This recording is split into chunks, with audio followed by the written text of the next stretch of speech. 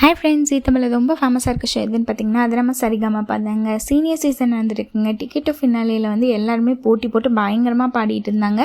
சூப்பராகவே பாடிட்டு எல்லாருமே கோல்டன் பஸர் வாங்கிட்டு இருந்தாங்க. இந்த வாரம் கோல்டன் பஸர் வாங்கினது யாருன்னு பார்த்தீங்கன்னா சபேஷனும் பவித்ராவும். அது மட்டும் இல்லாமல் ஜட்ஜஸ் கூடயே சேர்ந்து பாடுற வாய்ப்பு அவங்களுக்கு கிடச்சிருக்கு. பயங்கரமான பர்ஃபார்மன்ஸ் கொடுத்துருக்காங்க.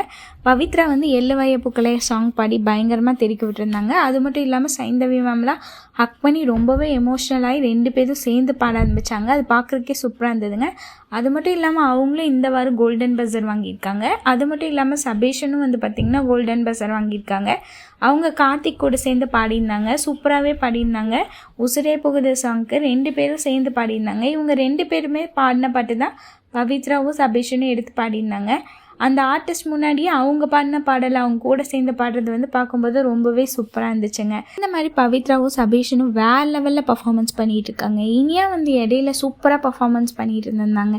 இந்த மாதிரி நிறைய பேர் அவங்க அம்மா அப்பானால தான் வந்து பார்த்திங்கன்னா இனியா இந்த லெவலுக்கு வந்திருக்கா அப்படின்னு நிறைய பேர் சொல்லி அவங்கள டீமோட்டிவேட் பண்ணியிருந்தாலும் அவங்க வந்து விடாமல் ட்ரை பண்ணி அர்ச்சனா மேம் கிட்டே சொல்லிட்டு ஒரு தடவைலாம் அழுதாங்க.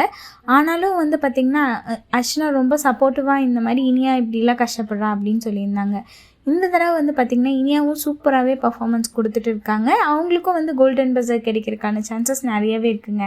அது மட்டும் இல்லாமல் பவித்ரா சபேஷன் வேறு லெவலில் பர்ஃபார்மன்ஸ் கொடுத்துட்டு இருக்காங்க. உங்களுக்கு பவித்ரா சபேஷன் இனியா இவங்க 3 பேத்தில் யார் ரொம்ப பிடிக்கும் மறக்காமல் கமெண்ட் பண்ணுங்கள். மேலும் இது போன்ற தகவல்களை பெற சப்ஸ்கிரைப் செய்யவும். நன்றி, வணக்கம்.